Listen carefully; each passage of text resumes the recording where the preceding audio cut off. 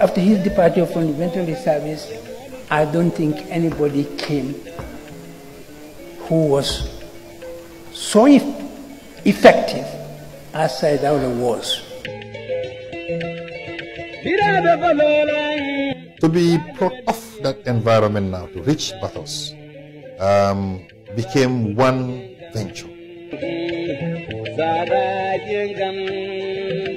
So really had to master, Creole and Wolof immediately as a survival instinct. I mean, the culture shock, would have been formidable enough.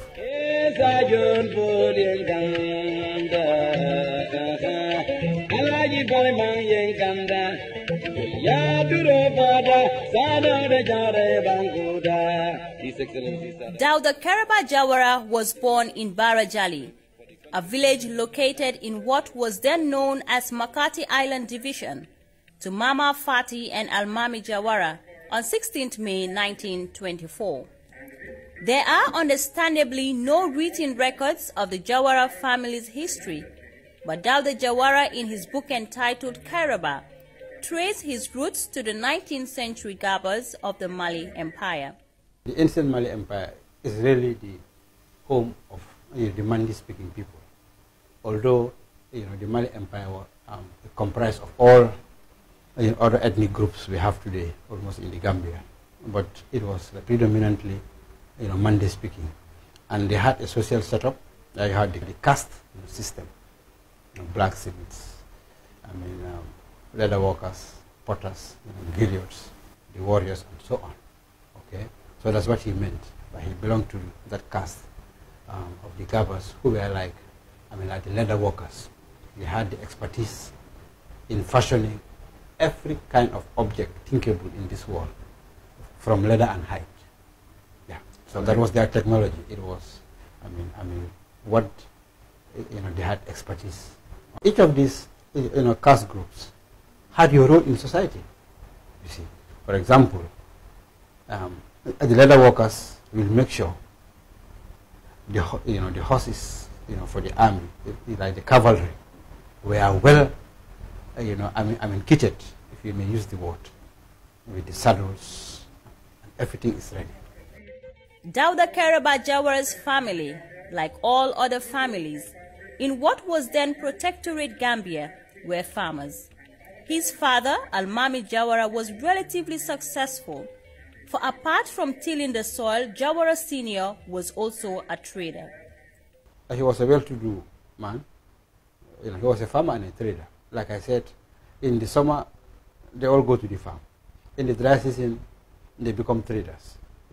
Usually trader meaning they traded on commissions. You had all these trading companies, these Western companies like Moral Prom, Moral Express, CFAO, Bartes, Batos Trading Corporation, Palmi.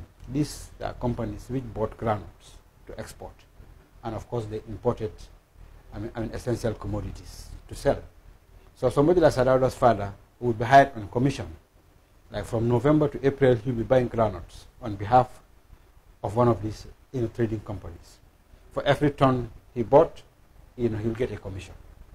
You see, but generally, we call them traders or like trader. Yes. The little Almami Jawara got from his trading activities was to some extent able to cushion him and his family from some of the difficulties those that were less fortunate at the time had to bear. But one important thing Jawara Sr. could not provide for the younger Jawara was Western education, which was way beyond the reach of most Gambians living not only in the Protectorate, but for even those in the colony.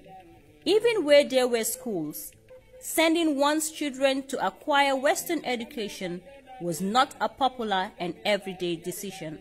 Perhaps due to the limited exposure and interaction with some members of the educated class, Dawda Kairaba Jawara's father, Almami, took a leap of faith in the mid-1930s and sent Dawda Kairaba Jawara, who had already started pursuing Islamic education, to what was then called bathos. Actually, my father played the most important role in that. Basadi played the most important role in encouraging the father, who was definitely 100% against it. And he would take the burden because he believes, the father believes, that anybody who takes up Western education ends up leaving the religion, Islam, and becoming a Christian. So that was not seen as something favorable to the family, and everybody was against it. So my father really took that risk and told them, because he was much older, and looked after him, and told them, this is okay. He's not going to leave Islam, and I would take the blame, I'll take the risk, let's let him go. You know what, he has already excelled in the Quran and in the other hadith and the other Islamic sciences. It is time for him to venture into the Western education, which was privilege that none of his elders had. The young Jawara was entrusted in the care of Pa Ibrahima Yoma Jallo, a friend to Dawda Kairaba Jawara's father and a fellow trader. And Sir Dawda, in his case, because he was within also another comfort zone, Pa Yoba was a close friend of the father, because they were all businessmen. And as a result, Sir Dawda was very comfortable.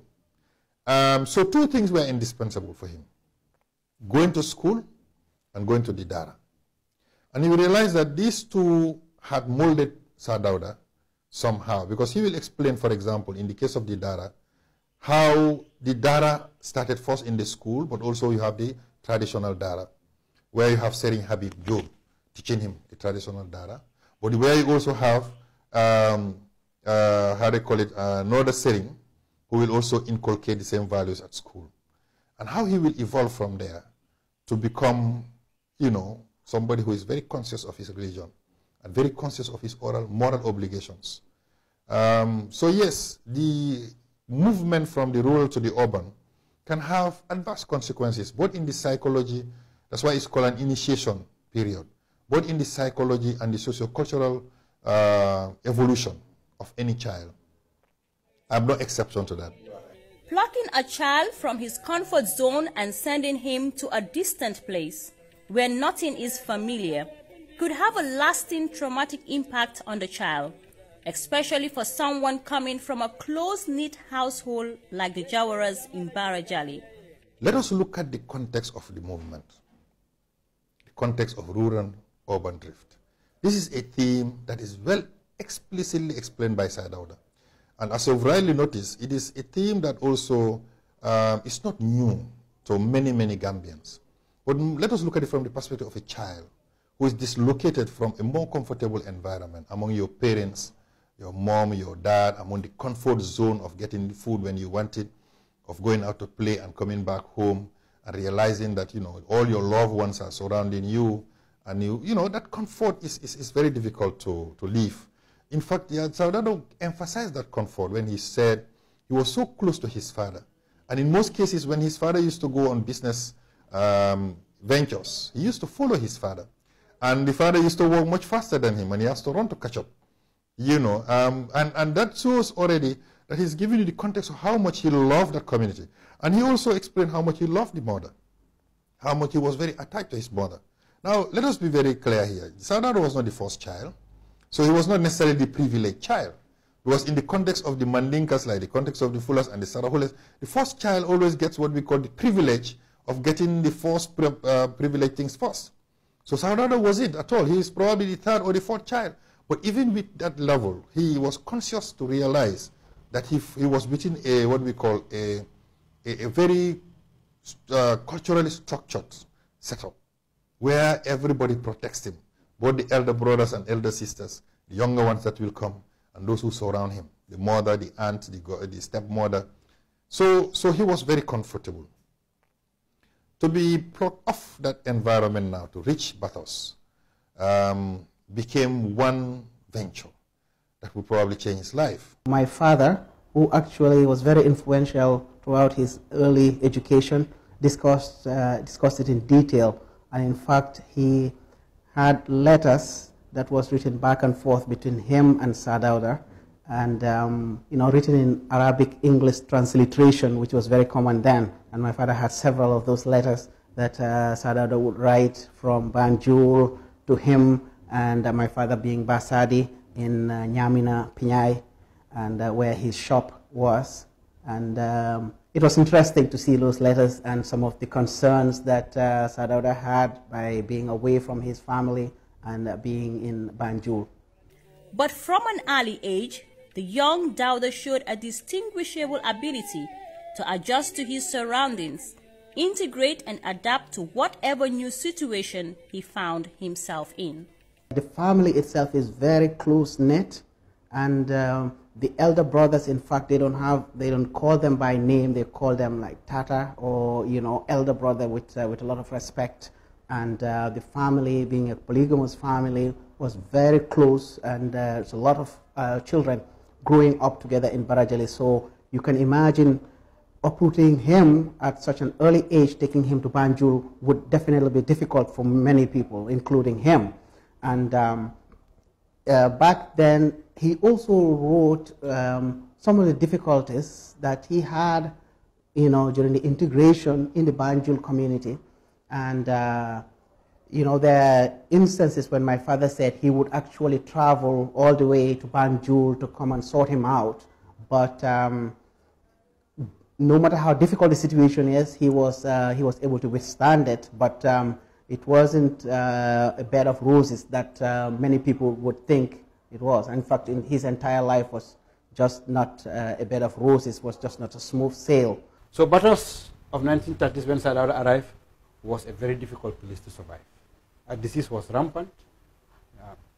It was overcrowded, and very, very few opportunities.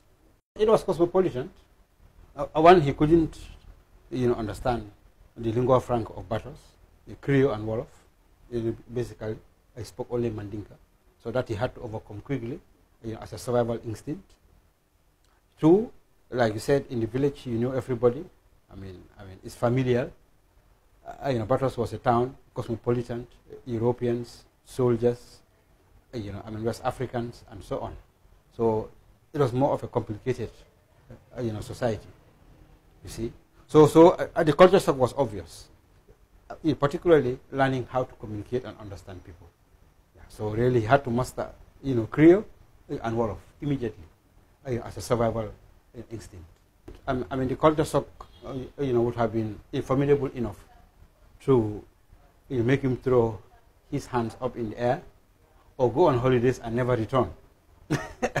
Yeah, but he persisted, and I think that was to his credit, that he persisted. Going through Western education, being in a very, very unfamiliar environment where he could not understand the language that people were speaking, that people would laugh at him for not understanding those languages. But he persisted.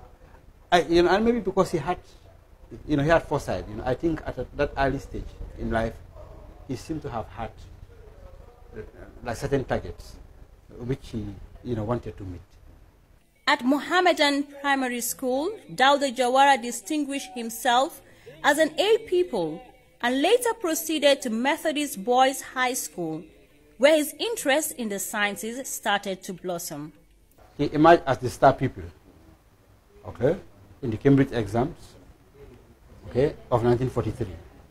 He won the prize as the best pupil, and because of that, he spent 2 years as an auxiliary nurse in the Victoria Hospital, because at that early age, it seems he had really prepared himself to do the sciences, and because there was no suitable high school in the country offering the sciences, he was asked to do some apprenticeship at the Victoria Hospital.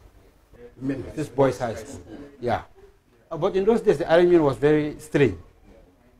You could still be at Mohammedan, your standard 5, 6, and then you are, depending on how grounded you are, you'll be asked to attend evening classes as the Methodist Boys High School, because they were anticipating that you'll be qualified, that you'll be good enough to proceed. So when you proceed, instead of 7, standard 7, maybe just go to 8. The unfamiliar settings did very little to Dawda Jawara's appetite for knowledge. If anything, his time at what was a citadel of learning then gave him a good grounding in preparation for another meritorious opportunity to enroll at another prestigious center of learning. This time, well beyond the shores of the Gambia. He's a very intelligent man, by the way, and that is attested to by many people who ever came across him. He did very well because his father believes in Islamic education only, and it's very important, only in Islamic education. And him and all his siblings went to achieve Islamic education, most of them at Kunting, Nyani Kunting. And he did that as well, and he did very well, finished the entire Quran and also several Islamic sciences in the book Lakhdari. He did all of those, and he did very well in them. So that probably set him up to excel in the other type of education, the Islamic, would say the Western type of education. So, and of course, being very hardworking and determined with the natural intelligence that he had and the determination that impossible means nothing, just set him up to top the class and be on his way to Achimota and then to Glasgow, for sure.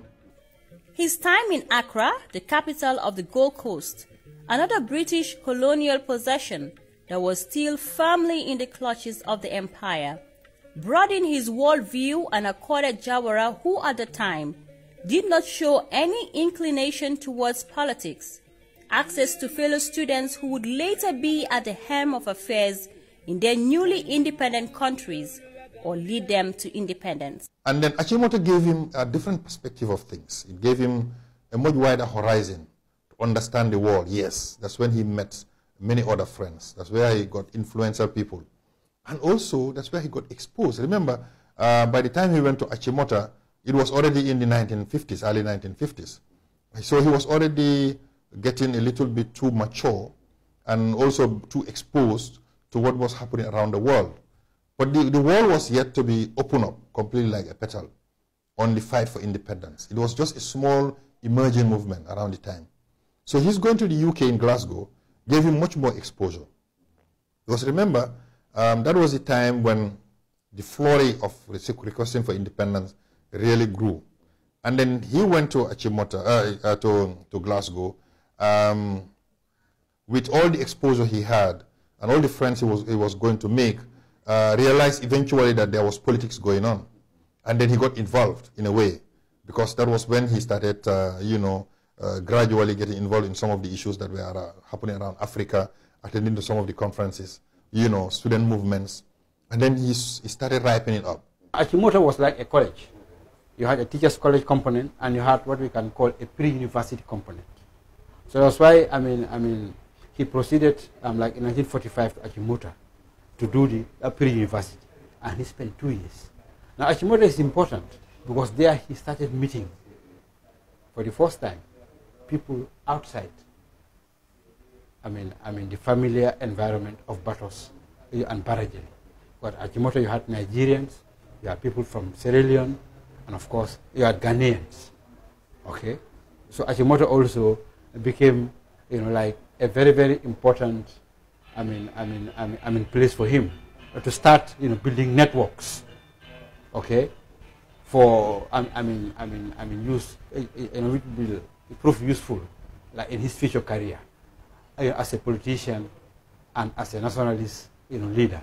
Bankole Bright, Kamuzu Banda, who later became leader of Malawi. Nkrumah had left already, but people like Kao Swansea, who later became, the justice minister, to come Nkrumah. Mrs. Louise Njai, who later became the first Gambian woman minister. All these are people, Salada met at Achimota. And because Achimota was quite a prestigious school. Maybe you can call it the Eton of West Africa at the time. Yes. How did he perform at Achimota? He performed very well and got scholarship. Okay, which in the colonial context was really reserved for the exceptionally. You had to be exceptionally good to win a colonial scholarship, particularly to study the sciences. For Sadauda's case, veterinary science. Because in the whole of British West Africa, maybe there will only be 3 scholarships in a year. So for him to have won that scholarship to study veterinary science, he must have performed exceptionally well. He read newspapers, from Nigeria, from Sri Lanka, because remember at that time, the press along the coast was very vibrant. In Batos here, he left a very vibrant press of over 4 or 5 newspapers. But when he went to Ghana to Gold Coast at the time, he even became exposed to a lot more ideas, because this was after the Second World War, when those who had returned from fighting in the war had begun to ask questions.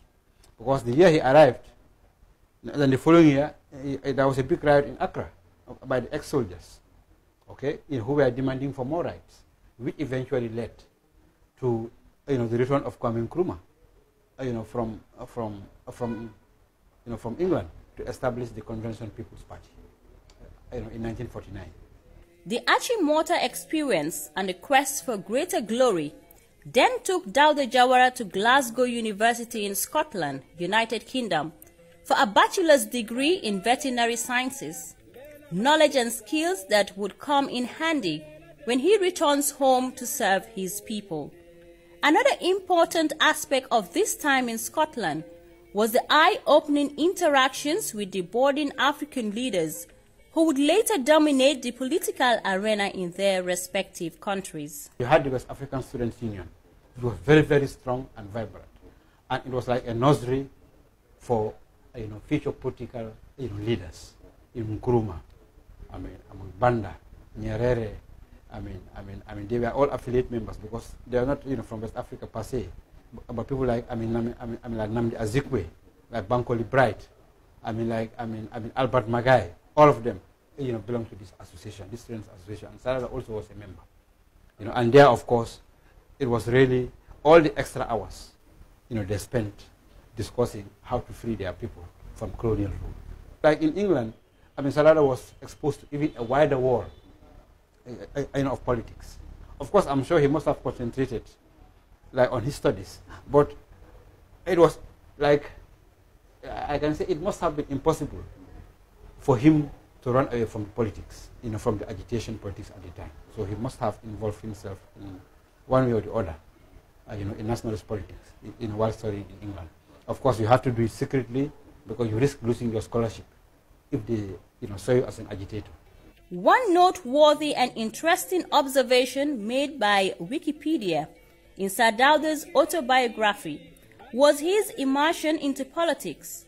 According to Wikipedia, it was at Glasgow University in the late 1940s that Jawara's interest in politics began. In 1948, he reportedly joined the African Students Association and was later elected Secretary General and President, respectively. The respected site states that, quote, whilst at Glasgow, Jawara honed his political interests and skills by joining the Student Labour Party organization Forward Group and became active in labor politics and ideology. Though never a leftist, Jawara immersed himself in the Labour Party's socialist politics and ideology. Jawara classified this period in his life as very interesting politically, end of quote. At the time of Dawda Jawara's homecoming in 1953, the clamor for independence was almost fever pitch. The experiences Jawara gathered during his student days and the urge to put to use his newly acquired political skills must have been quite irresistible. Jawara, however, took a different turn and opted to focus on his career as a veterinary officer, a duty he performed with utmost and total devotion. Before that, he started as a veterinarian, and he covered the length and breadth of this country. And like he said himself, there is not a cow in this country that he doesn't know him. He went into the villages, into the farms, and he was known by every member of the society. So when he became a politician, he didn't have to go and introduce himself. he was already known. So, and he was embraced and he was accepted. He was a servant of the people before politics, and he continued the service, and he only grew in excellence in the service. So it is different than somebody who comes out of the blue and becomes a politician. My first memories of him was as a child like this, when he was a veterinary surgeon. When he used to conduct rinderpest campaigns, cattle inauguration, regularly, consistently, and efficiently. I would dare say that after his departure from the veterinary service, I don't think anybody came who was so effective as Dawda was. Because in his time, no farmer ever attempted to inoculate his or her cattle, which is the order after him. He was doing that effectively. Although his entry into active politics was at least a couple of years away, the contacts and networks he established with cattle owners who were quite influential in their localities would later prove to be a valuable asset when he finally takes charge of the PPP. His work as a veterinarian was a big advantage to him. One, he taught rural Gambia and saw for himself, the abject poverty, the suffering, which needed to be rectified, particularly the neglect of the farming community, which he belonged to anyway. Two, it made him develop like a network among the chiefs, like familiarity. He met all the chiefs, like all the alcalis, all the wealthy cattle owners. They knew him. They named their children after him. You see. So really, he had the social capital, if you like. This, capital of familiarity with rural Gambia, such that when he started politics, he didn't need, to be introduced, to the people, because by virtue of his work, he had been to every village in the country almost. Yeah. So really, that was a big capital, for him. The regular up-country treks also helped cultivate strong bonds of friendship with the people of the protectorate, which were reinforced by trust. In 1955, Dawda Jawara embraced Christianity, assumed the name David Kwesi Jawara, and married Augusta Mahoney, whose father, Sir John Mahoney, was a prominent member of the Aku community in Bathurst. When he was marrying Lady Augusta, he was not yet into politics. He wasn't yet into politics. He married Lady Augusta long before he even got into politics, because he married Lady Augusta and went to study and came back before he was involved into politics. But yes, you will say yes, it gave him a strategic edge. It made him belong to Banjul. Because remember, Banjul was an elitist group. You mentioned it. Banjul had that elitist component of it. So people who were in Jollof Town, in Mocha Town, in Njago Town, or whatever town, as long as you are not within the elitist group, as long as you are not within the educated, the recognized, within that elitist group, you are not yet accepted. So for him to enter that circle, what we call the circle of trust among the Aku community, the marriage was important. So therefore, yes, it became a kind of an edge for him. It became an advantage for him. It made him belong, and it made him recognized among the Aku community, yes. The Akus held sway in the colony, thus giving rise to suggestions that the union between David Jawara and Augusta Mahoney helped increase Jawara's acceptance into the closely knit Bathurst elite.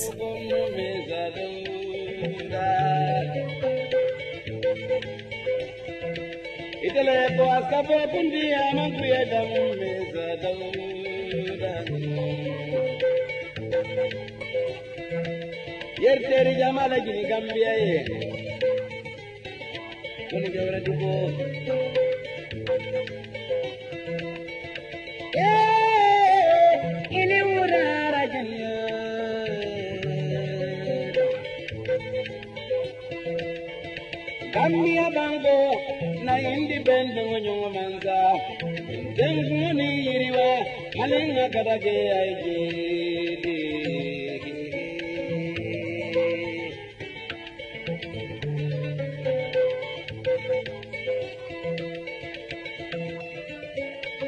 oh Dawda bela zabo